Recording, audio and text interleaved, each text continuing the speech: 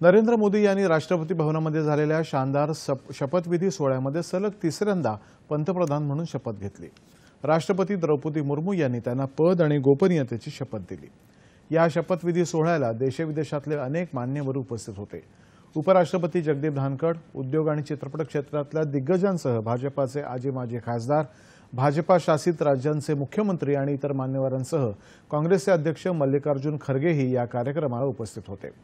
पंतप्रधान नरेंद्र मोदी यांनी जगभरातल्या नेत्यांनी पाठवलेल्या अभिनंदनपर संदेशांबद्दल आभार व्यक्त केले आहेत। कॅनडाचे पंतप्रधान जस्टिन ट्रुडो, फिनलँडचे पंतप्रधान पेट्री ओरपो, युगांडाचे राष्ट्रपती योवेरू मुसेवेनी यांनी पंतप्रधान मोदी यांचं अभिनंदन केलं आहे आणि भारताबरोबर संबंध वृद्धिंगत करण्यासाठी आपण उत्सुक असल्याचं या संदेशामध्ये म्हटलं आहे।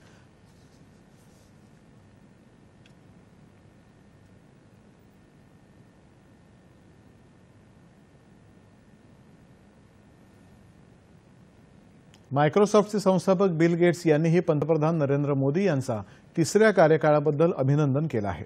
आरोग्य, कृषी, महिला प्रणित विकास आणि डिजिटल परिवर्तन यासारख्या क्षेत्रांमध्ये जागतिक प्रगतीसाठी नवोन्मेषाचा स्रोत म्हणून मोदी यांनी भारताचं स्थान बळकट केल्याचं बिल गेट्स यांनी आपल्या संदेशामध्ये म्हटलं आहे।